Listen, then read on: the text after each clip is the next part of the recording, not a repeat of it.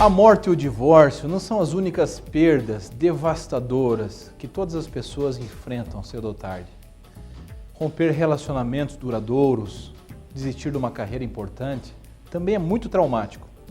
Lesões físicas que impedem a prática de esportes, por exemplo, ou um passatempo favorito, um hobby, tornam-se emocionalmente traumáticas. Na verdade, perder alguém ou privar-se de algo muito importante é sempre muito penoso. Por exemplo, se meu braço fosse amarrado à lateral do meu tronco e mantido ali imóvel por anos a fio, o resultado seria devastador. Se fosse de repente desamarrado, ele não apenas estaria atrofiado e fraco, mas também estaria incapacitado. Seria impossível usar esse braço de forma adequada até que a sua força e mobilidade fossem restauradas. Eu teria de aprender novas maneiras de utilizá-lo e desenvolver os músculos atrofiados pela falta de uso. E é isso que acontece na nossa vida.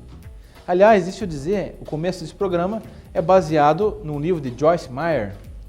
Quando nos envolvemos com uma pessoa, com um lugar, com uma atividade por um longo período de tempo, claro, nós desenvolvemos laços com essas pessoas, com esses lugares, e isso é ser humano. Isso é ser homem, é desenvolver laços com as pessoas. Quando esse objeto de nossa dedicação, seja uma pessoa, seja uma atividade, é retirada da nossa vida, nós reagimos como se ainda estivéssemos envolvidos com ele. Isso é natural, faz parte. Como um braço que passou muito tempo amarrado ao tronco, mesmo que seja liberado, ele ainda se sente como se estivesse amarrado. Mesmo quando voluntariamente nos afastamos de algo ou de alguém, no fundo podemos desejar ter permanecido na situação em que nós nos encontrávamos. Os sentimentos são muito fortes e podem ser a origem de muita dor e de muita angústia. Então, por exemplo, se você foi ferido num acidente, talvez você tenha que aprender a andar de novo, ou se adaptar, ou aceitar uma nova limitação. Se você perdeu o seu cônjuge, talvez tenha de reaprender a viver como uma pessoa solteira. É possível que você tenha de aprender a fazer coisas que você já esqueceu ou que nunca realizou antes. Isso traz insegurança, isso traz medo do novo, isso traz medo do futuro. Talvez você tenha que arrumar um emprego, você que está parado há muito tempo, porque você tinha uma pessoa ao seu lado e hoje ela não está mais. Eu mando um abraço por uma telespectadora minha que me mandou algum contato no Facebook, ela sabe, ela assiste sempre, né? Viveu a perda do marido e agora assumiu o negócio do marido, está com uma série de problemas porque nunca gerenciou aquele negócio. Então é algo que você tem que aprender, é um processo que você deve passar, vai aprender agora a cozinhar ou a cuidar das crianças, ou vai tomar decisões que antes não eram necessárias que você tomasse. Claro, a solidão não é um pecado, né? A solidão não é um pecado. Assim, se você já se sente só, não se sinta também culpado por isso. Você não é culpado de se sentir sozinho, de estar na solidão. Não se culpe, não torne isso pior. Você não é obrigado a conviver com a solidão. É possível enfrentar e lidar com essa solidão. E às vezes as pessoas se isolam porque no fundo elas têm um sentimento forte de culpa que as levam a se isolar do mundo, das pessoas e às vezes até do convívio com Deus. E a culpa faz isso. A culpa, quando ela não é levada para o colo de Deus, ela nos afasta de Deus, das pessoas. Uma dor que eu causei no outro, algo de errado que eu fiz para o outro, acaba me levando a me isolar, à solidão às vezes. Então nós precisamos não só voltar ao convívio, mas destruir a origem da solidão, que muitas vezes é um trauma, a culpa, a insegurança, uma baixa autoestima, um sentimento que você acha que ninguém gosta de você, mas isso não passa de sentimento. Um sentimento de que por você ser tímido e não falar muito, você acha que as pessoas não gostam de você. Eu tinha uma amiga, antes era segundo grau, né? Hoje não chama mais segundo grau, mas na minha época era segundo grau. Que uma vez a professora fez uma atividade na sala de aula, foi muito interessante, porque eu nunca vou esquecer, faz uns 15, 20 anos, essa moça falou assim, olha, eu acho que ninguém gosta de mim. Porque as pessoas, eu sou tímida, as pessoas acham que eu sou grossa, ou que eu sou áspera, ou que eu sou antipática. E para surpresa dela, mais da metade, 90% da sala, se manifestaram abertamente. Não, você é uma pessoa maravilhosa, eu gosto muito de você. E eu vi que ela até chorou, saiu lágrima do olho dela, porque para ela tinha um sentimento que não era querida, e não era verdade isso, era um sentimento. Solidão é um sentimento, sabe? Você pode estar no meio de muita gente, no meio de um grande escritório, você pode estar na Avenida Paulista, você pode estar no Rio de Janeiro, em Copacabana, cheio de gente familiar do teu lado, você pode estar dentro de uma igreja e se sentir só. É um sentimento. Não depende de você viver sozinho, não. É um sentimento. Naquele filme O que as Mulheres Pensam, com Mel Gibson, a gente vê que tem uma moça que vai cometer suicídio, porque ela não se sente amada. Ela está convivendo com outras pessoas no dia a dia, mas ela não se sente amada, ela se sente sozinha. Ela não tem intimidade com ninguém para se abrir. Isso é terrível. A solidão, hoje, no meio do mundo que está conectado de tudo quanto é jeito, Facebook, Twitter, telefone, e-mail e várias outras ferramentas.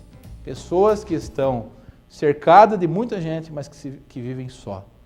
Se sentem sozinhas. Às vezes estão e às vezes apenas se sentem.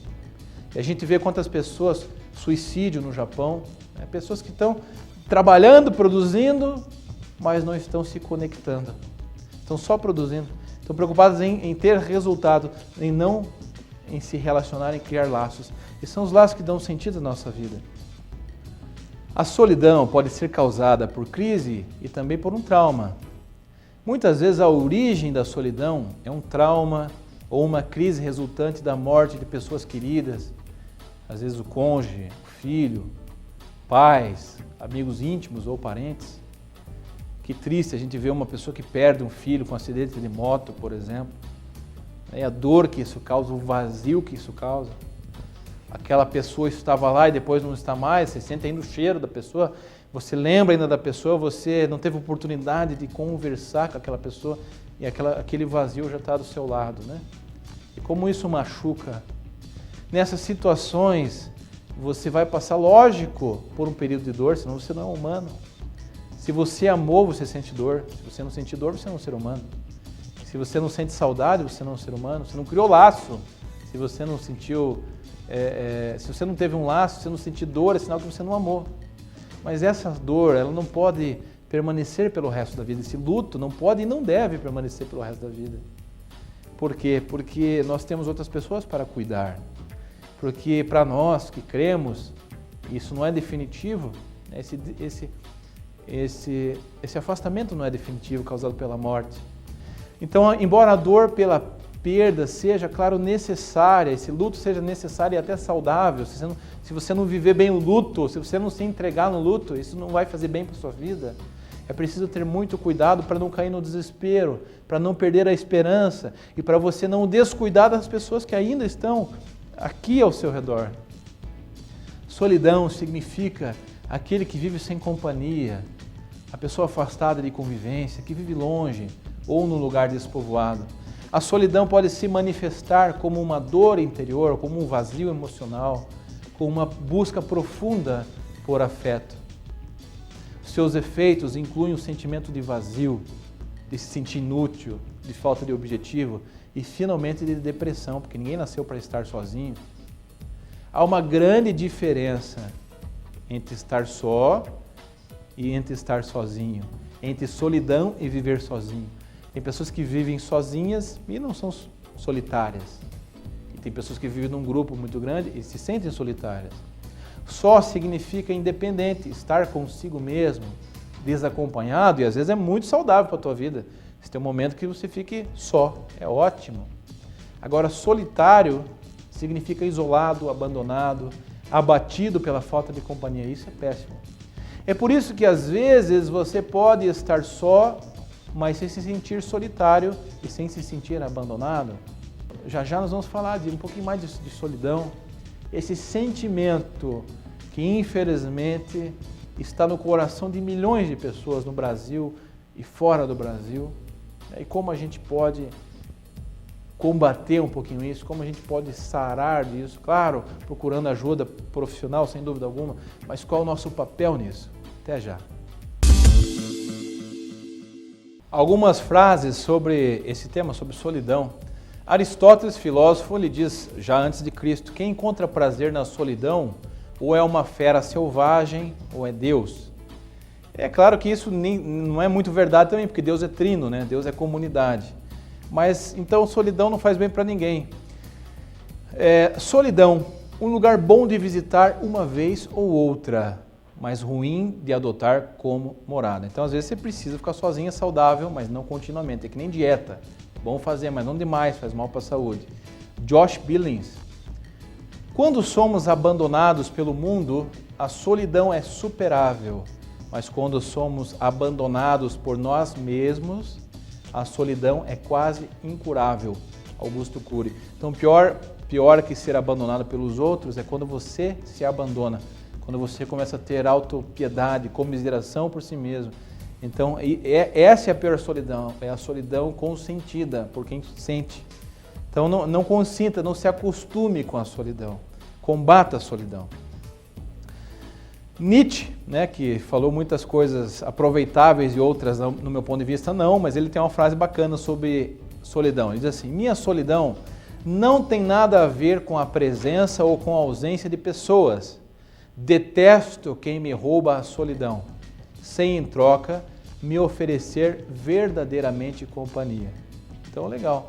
Olha, solidão não tem a ver com presença ou não de pessoas, né? Depende do nosso sentimento em relação a isso. Érico Veríssimo, a gente foge da solidão quando tem medo dos próprios pensamentos. Legal. Então, a partir do pensamento, você controla. Solidão é um sentimento. E todo sentimento, ele depende daquilo que você pensa, sobre aquilo que você vive. Então, cuidado com aquilo que você pensa, porque isso se transforma em sentimento de solidão. Tenha medo daquilo que você pensa. Ah, ninguém gosta de mim. Ah, ninguém se importa comigo. Combata isso, não aceite isso livremente. Na Sagrada Escritura, mesmo quando eu andar por um vale das trevas e da morte, eu não temerei perigo algum, porque tu está comigo.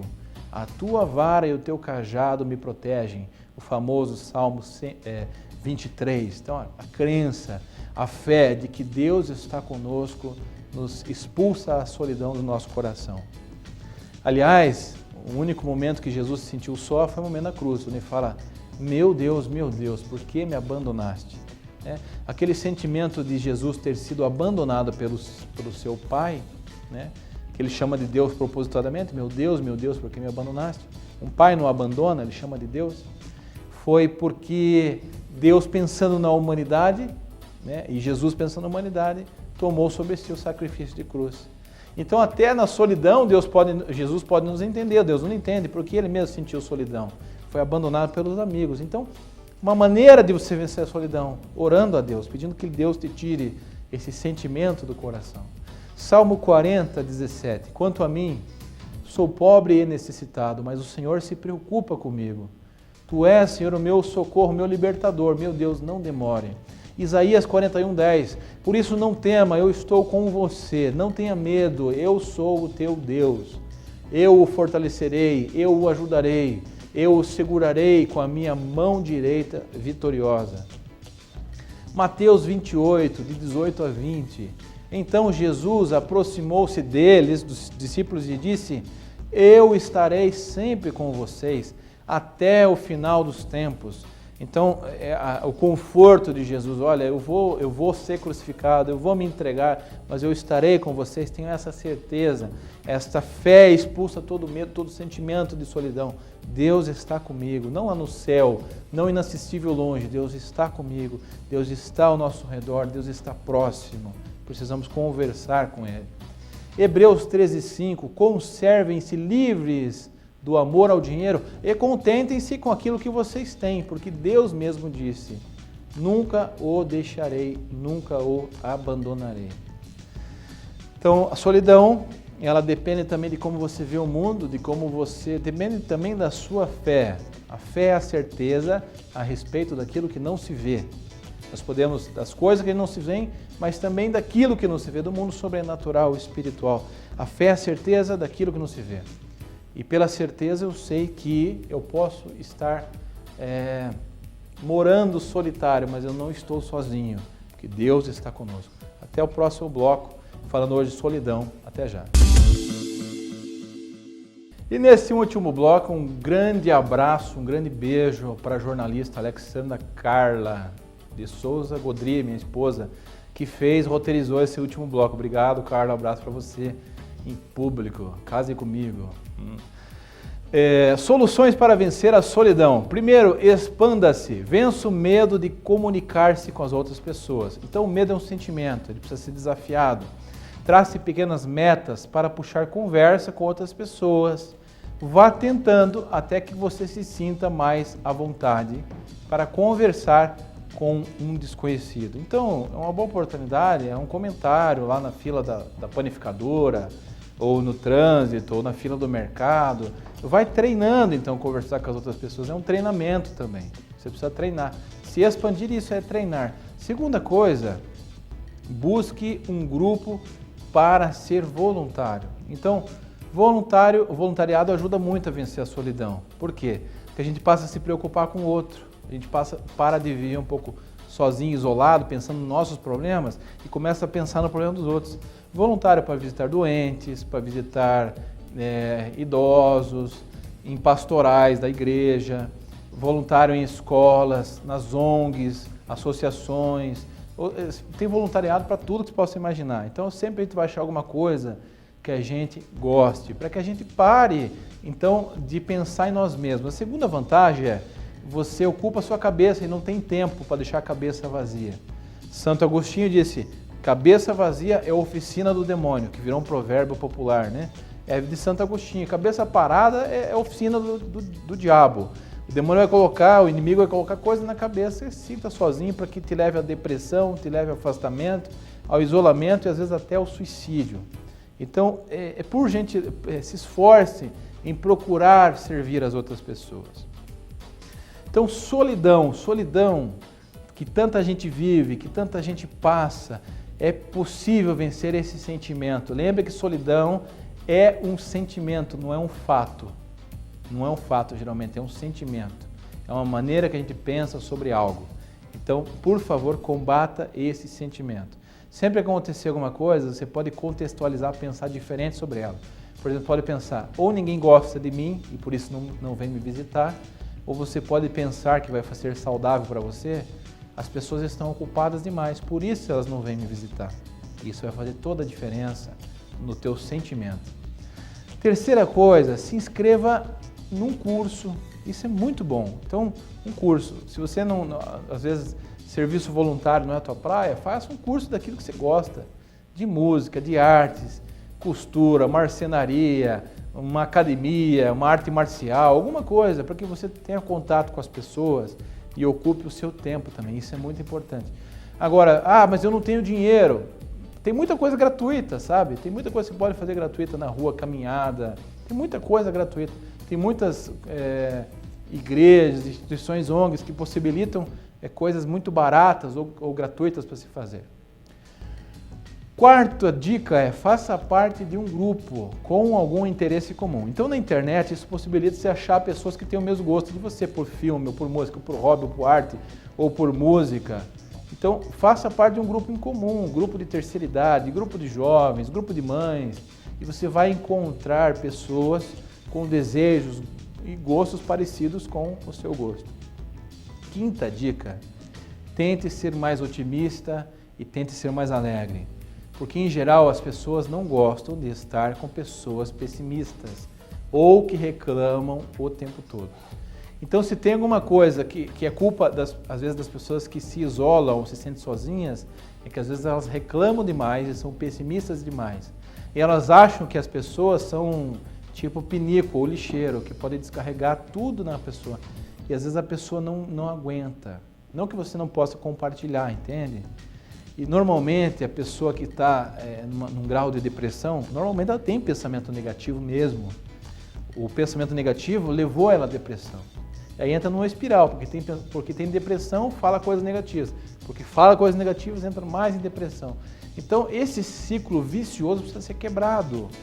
Se você quer que as pessoas convivam mais com você, mesmo que você seja uma pessoa pessimista, não fale tanto de coisas negativas. Controla a sua boca. Porque não é nem por mal. Eu conheci um caso assim, de uma senhora que a gente até aprendeu a se relacionar com ela. A família, não é que a família não gostava dela, ela realmente vivia sozinha mesmo. Mas conversando com os familiares e conhecendo a pessoa, eu percebi que muito era culpa dela. Ela falava, era muito negativa, era muito pessimista, sempre via o lado ruim da sociedade, das pessoas, e isso esgota as pessoas, ninguém consegue isso. E a outra dica é: converse e peça ajuda. Para um amigo, para um diretor espiritual, para a igreja. E uma ajuda que não está vinculada a instituição nenhuma, vai que você não gosta de coisas de religião, coisa assim, direito seu, essa dica é muito boa. Contato com as pessoas anonimamente através da linha 141. Então, 141 é o Centro de Valorização da Vida. Você não precisa dizer quem você é, você pode conversar com uma pessoa. Então é importante, divulga esse número no Facebook, no Twitter, para os teus amigos, para as pessoas. 141, Centro de Valorização da Vida. É um serviço não vinculado a igreja nenhuma, a religião nenhuma, de pessoas que vão te ouvir e conversar contigo. Então, pessoas que ficam atendendo o telefone e conversando com pessoas. Então, 141, Centro de Valorização da Vida. É uma oportunidade de você que se sente só e que às vezes vê que as pessoas estão muito ocupadas para te ouvir, um lugar onde você possa conversar, tá bom? Meu site é danielgodri.com.br, site do Godri Pai, godri.com.br, ensina à distância, eadgodri.com.br. Um versículo para você lembrar: eis que eu estou convosco até o final dos tempos. Não esqueça disso. A vida não é só aquilo que você enxerga com os teus sentidos. A vida é também aquilo que você consegue enxergar com os olhos da fé. Até a próxima.